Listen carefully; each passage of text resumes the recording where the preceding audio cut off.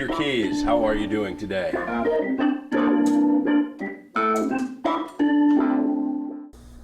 Actually, it was on this piano right here, my 1923 Steinway Baby Grand. I used to sleep underneath this while my parents played duets, classical music, when I was, I basically couldn't walk. And as soon as I could, I got up and started playing it, and they decided that it'd be a good idea to put me in lessons, and I started my classical training at the age of 4.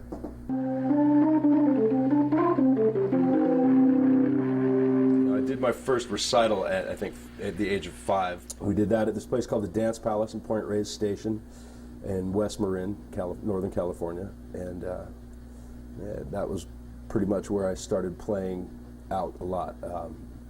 Got in a couple groups right away, and was playing in clubs well before I was allowed to drink. Everyone from P-Funk, Funkadelic, to funk music to country music. I've been doing a lot of work with the Music Mafia out of Nashville, Tennessee. Big and Rich, Gretchen Wilson. I'm opening up for them with one of their new artists called James Otto, Shanna Crooks, John Nicholson. A lot of different cats. Yeah. Actually, and my main gig right now is with a somewhat unknown group, as of yet unknown group called Sea Peoples out of Asheville, North Carolina.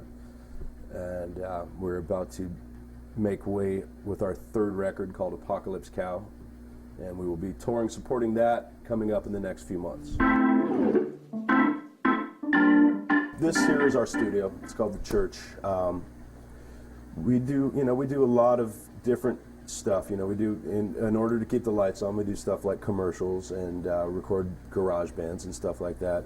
One of my partners, Chris Briest, and I have a project called Band B, which we just finished the record, or he just finished the record. He did a lot of work on it, and it's called Bent. I think it's going to be a very well received record if we can get it out there to all those people. But I don't know, we just kind of take the calls through all the people that I meet out there on the road and doing gigs. I'm always, getting calls and talking to people, and there's always somebody who wants to record something, always somebody who wants to do some writing or some playing. So, I just make myself available, and that's kind of how I fill my time when I'm not on the road. I've never counted the individual keys. It's over 1,000, but I've got over 20. I think I got like 21 or 22 different keyboards between here and out on the road. That is a piano. These are keyboards. The basic difference is that keyboards are electrically tweaked to make sound. I don't know. They make sound through circuitry. Whereas a piano is an acoustic instrument, and basically, like a guitar, makes sound from a string being plucked by a hammer. So a piano responds differently than a keyboard in that it's an acoustic instrument. You can play it without any kind of amplification. I guess that would be the main difference, is amplification. Keyboards run through circuitry. Pianos, strings. There are all different types of keyboards. Synthesizers, which are basically hardwire like circuits. Mechanical keyboards, which are a lot like a piano in that they strike a tine to make a tone. That tine vibrates such as a string would, and then that is amplified through a pickup, like an electric guitar or something. And then there's always the organ, which is our favorite church instrument, my personal favorite, the Hammond.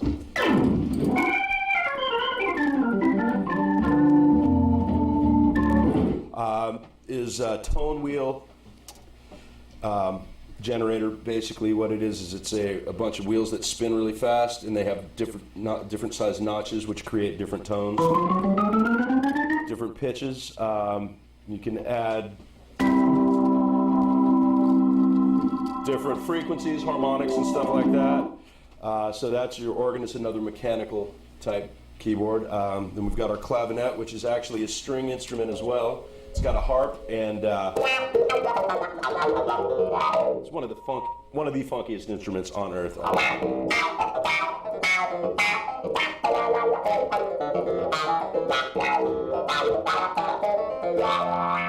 And of course, that's a wah pedal. And they always make the wah wah wah face when you're playing it. I don't know, I can't get away from it. But the basic differences are that keyboards are amplified, pianos are acoustic.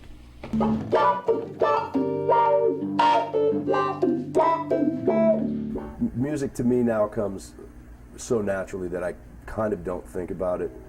I more feel about it. And I think that's how any good musician should play, is more from the heart and from emotion rather than from technical, like trying to make things happen.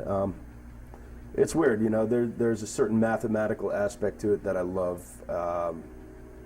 Different patterns and different scales and different chord progressions create different emotions and different feelings. And you know, there is that technical aspect to it, which is years and years of practice and playing and being out and playing with other people. You know, it's just it's a matter of how who you're playing with makes you feel, how the music itself makes you feel. That will kind of determine what comes out. It's just like anything anybody does over and over and over again. You get to a certain point where you kind of know how you're going to react to something. And the cool thing about music for me is I get to make people react to what I play just by playing it. And that, I think that's the magic in music, is the fact that you can touch people and make them feel through what you do. You know, it's a communication that it goes way beyond anything verbal, which is why I guess I love it so much.